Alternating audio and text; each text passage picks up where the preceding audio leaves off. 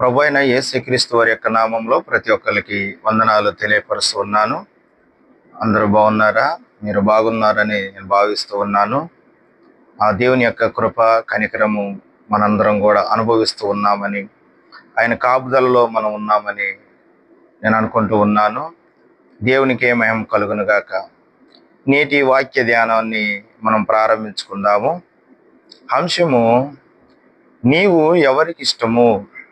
నీవు ఎవరికిష్టము? నీవు ఎవరికిష్టము అనేటువంటి అంశం మీద వాక్యాన్ని ధ్యానం చేసుకుందాము.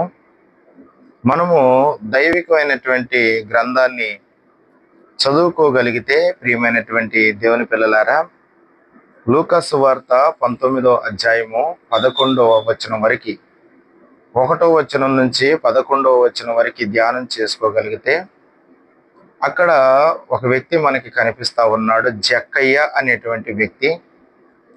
జక్కయ్య తన జీవితంలో మంచి ఉద్యోగం కలిగినటువంటి వాడు. జక్కయ్య తన జీవితంలో ఆస్తిపరుడు. జక్కయ్య అన్యాయం కూడా చేసేటువంటి వాడు. జక్కయ్య పాపమును కూడా చేసినటువంటి వాడుగా ఉన్నాడు. ప్రియమైనటువంటి దేవుని పిల్లలారా, జక్కయ్య తన ఇష్టం వచ్చినట్టు జీవిస్తున్నాడు, తన ఇష్టం వచ్చినట్టు బ్రతుకుతున్నాడు, తన ఇష్టం వచ్చినట్టు ఆయన నడుస్తూ ఉన్నాడు. అయితే ఒకరోజు యేసుక్రీస్తు ఎవరు అని చూడాలని ఒక ఆలోచన తనలో కలిగింది.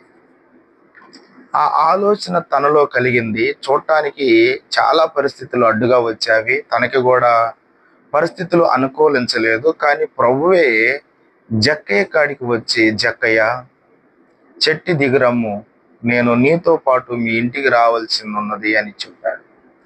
ఎంత మంచి దేవుడు, ఎంత గొప్ప దేవుడు!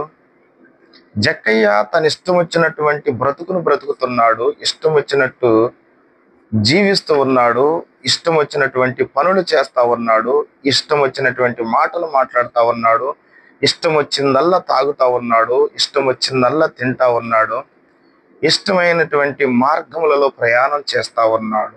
కానీ యేసుక్రీస్తు ఎవరో అనేటువంటి ఆలోచన, ఆశ గొప్పదై ఉన్నది.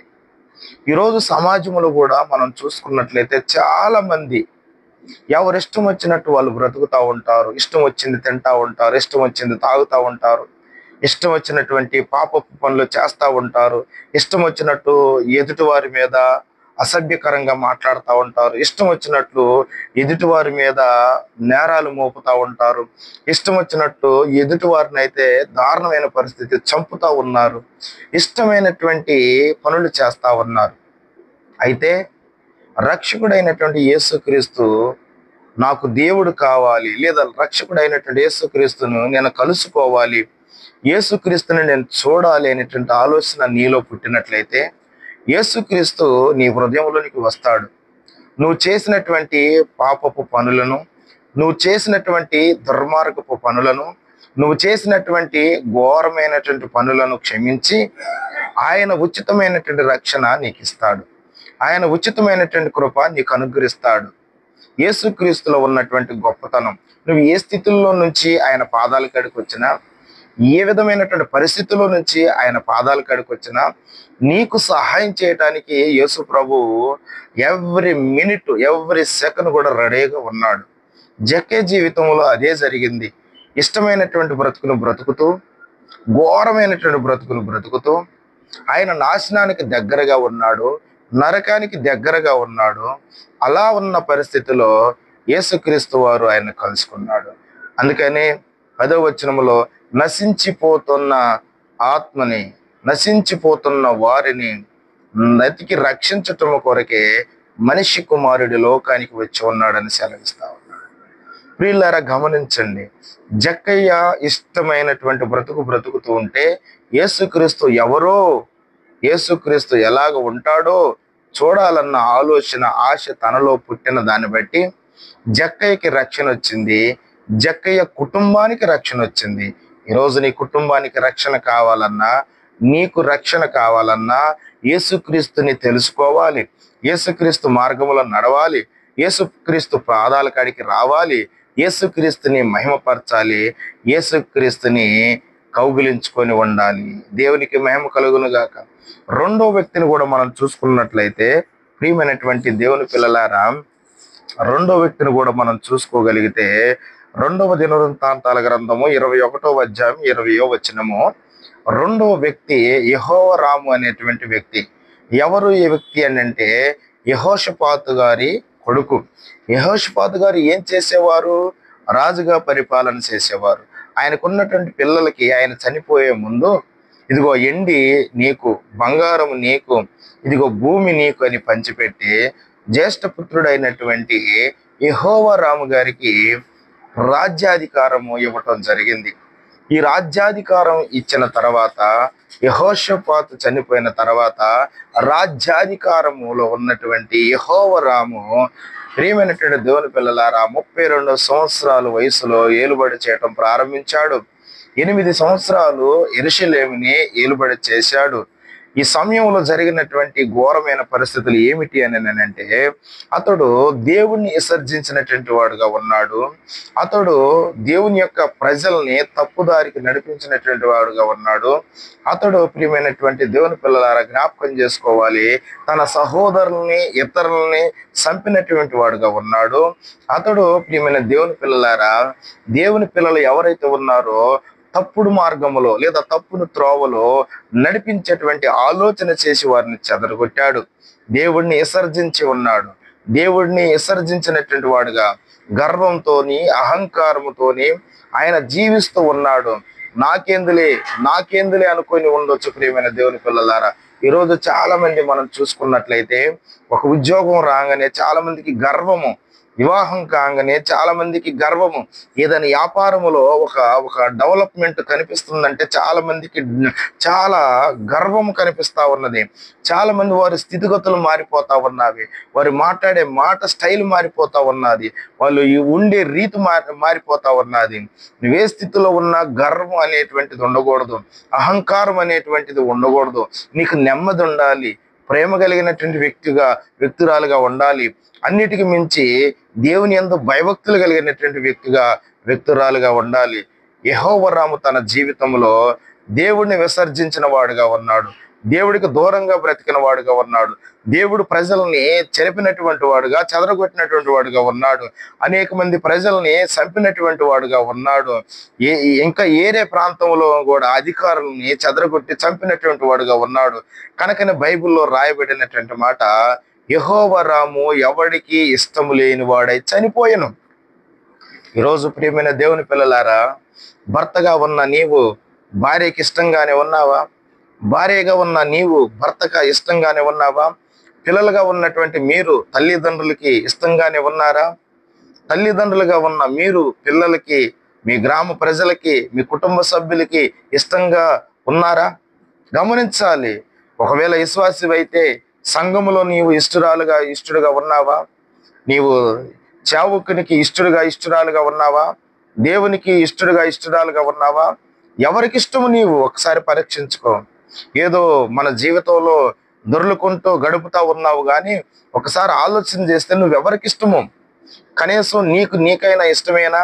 చాలాసార్లు నీ సేదరించుకొని, చాలాసార్లు వచ్చిన శ్రమలను బట్టి, బాధలను బట్టి ఏంటిదో ఈ జీవితం, ఏంటిదో ఈ బ్రతుకు, చనిపోవాలి అనేటువంటి ఆలోచనలు వచ్చే ఉండొచ్చు. అంటే నీవంటే నీకు కూడా ఇష్టం లేనటువంటి వ్యక్తురాలుగా జీవిస్తూ ఉన్నావు. ఇక్కడ యెహోరాము అంతే, ఎవరికి ఇష్టము లేనోడయి చనిపోయాడు ప్రియమైన దేవుని పిల్లలారా. కానీ జ్ఞాపకం చేసుకోవాలి, మనము మన జీవితంలో దేవుడు ఏం చెబుతా ఉన్నాడు, మనల్ని ఎలా ఉండమన్నాడు అనేటువంటి ఆలోచన చేయాలి. చూడండి మరొకరి గురించి, ఎస్తేరు గ్రంథము 10వ అధ్యాయము 3వ వచనము. ఎస్తేరు గ్రంథము 10వ అధ్యాయం 3వ వచనము. అక్కడ మొర్దెకై అనేటువంటి వ్యక్తి గురించి రాయబడి ఉన్నది. మొర్దెకై తన జీవితంలో ఏం చేశాడు? అక్కడ ఆయన గురించి రాసినటువంటి మాట ఏంటిది? ఆ దేశమునందు ఆయన చాలా మందికి ఇష్టం కలిగిన వాడుగా ఉన్నాడు. దేవునికి మహిమ కలుగును గాక. ఎందుకు మొర్దెకై ఆ ప్రాంతంలో చాలా మందికి ఇష్టడైనటువంటి వాడుగా ఉన్నాడు అని అంటే, మొర్దుకై దేవుని యందు భయభక్తులు కలిగినటువంటి వాడుగా ఉన్నాడు. దేవుణ్ణి మహిమపరిచినటువంటి వాడుగా ఉన్నాడు. వచ్చిన శ్రమ అయినా, సమస్య అయినా, వచ్చిన సంతోషకరమైన విషయమైనా దేవుని సన్నిధిలో ప్రార్థన చేసుకోగలిగేవాడుగా ఉన్నాడు.